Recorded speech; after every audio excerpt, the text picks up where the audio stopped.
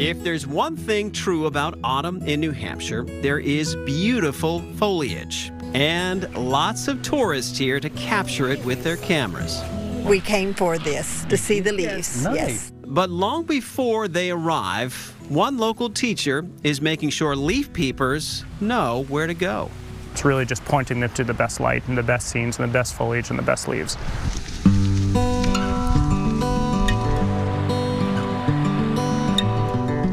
Jim Salgi wears a few hats. He's a nature photographer and a physics teacher at Bedford High School. But he's most well known for being New England's fall foliage expert for Yankee Magazine. Every year I write a forecast in August that kind of brings together all the weather and climate leading up to, what we expect for the forest every year.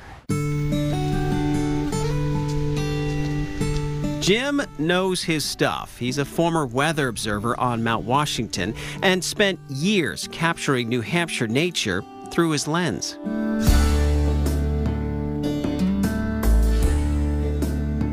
So, how do you predict foliage weeks before fall? Well, you look at the weather over the last 6 months. We know that the best colors are brought on by a mild spring with a little bit of rainfall, a normal summer here without too much heat and humidity, adequate rainfall, and then the key is every fall we need those crisp, clear, bright blue days that are warm in the day and cool at night to really kickstart the colors. As for his 2018 outlook, Jim predicted bright and bold colors with peak coming a little later, especially up north.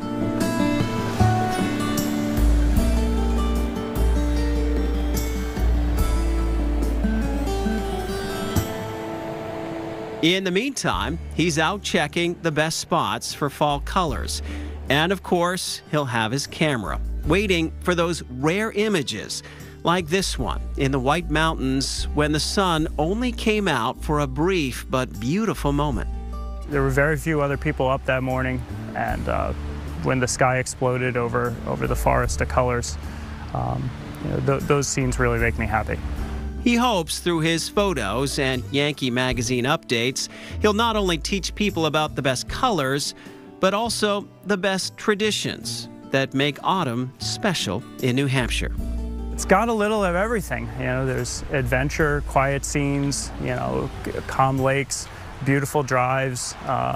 It's a nice mix of nature, community, and history here. And speaking of history, one of the most unique pieces of history in the state is here at the Bethlehem Heritage Society.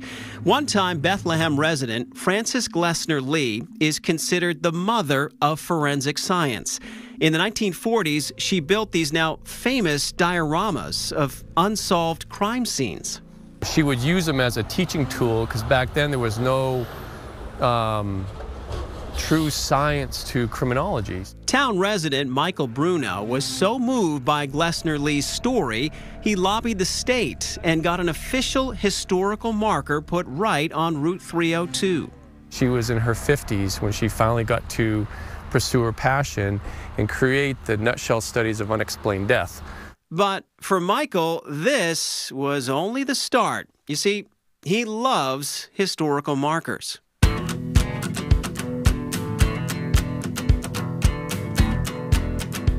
By day, the Army vet is teaching junior ROTC at White Mountain Regional High School. But when Michael Bruno gets free time,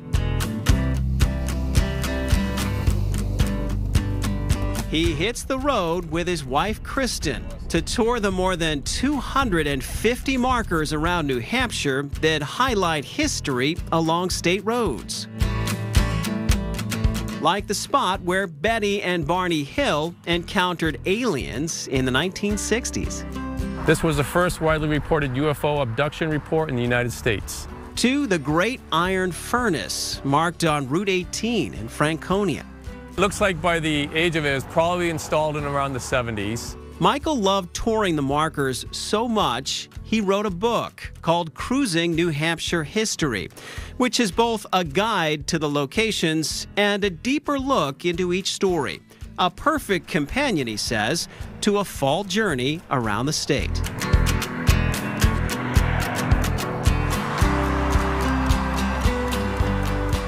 Yeah, I think the color's better here. Oh, it's brighter. Driving to famous foliage vistas takes you by any number of historical markers. We'll have people that are coming by taking pictures of the foliage, and they'll see this marker and they're curious, and they'll stop and read it, and they'll have that, I didn't know that happened here.